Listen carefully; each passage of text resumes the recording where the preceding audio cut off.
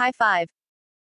CM Punk knows more than a little about crossing over from the entertainment world into the combat sports world, so he's uniquely positioned to comment on the recent phenomena of the Paul brothers.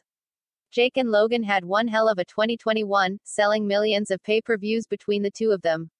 And as far as Punk is concerned, if you're making money, you're technically not really doing anything wrong. Punk, real name Phil Brooks, discussed the Paul brothers during a segment on ESPN Sports Nation. "I think everything's entertainment," Punk said, transcript via Cageside Seats. "I think some people conflate being a fighter with being an entertainer, but when it makes dollars, it makes sense. And what the Paul brothers are doing, I think for the lack of a better term, it's old school pro wrestling, right? This is stuff, you could say they're crossing over, but there's so many similarities between the two businesses. They command attention. People want to see them get knocked out. They know this, but they're putting themselves out there.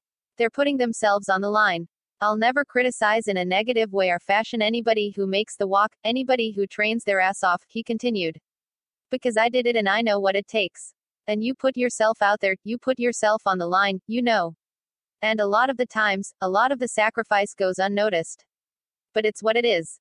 Punk then compared the Pauls to other athletes who jumped from their respective sports into pro wrestling. "When Mayweather crossed over and did a match at WrestleMania. I'm sure we're eventually going to see McGregor come over. Rousey was excellent when she came over. I just think the bottom line is making money. If you're making money, you're technically not really doing anything wrong." Punk, of course, famously tried his hand at fighting in the UFC, which didn't exactly work out too well for him.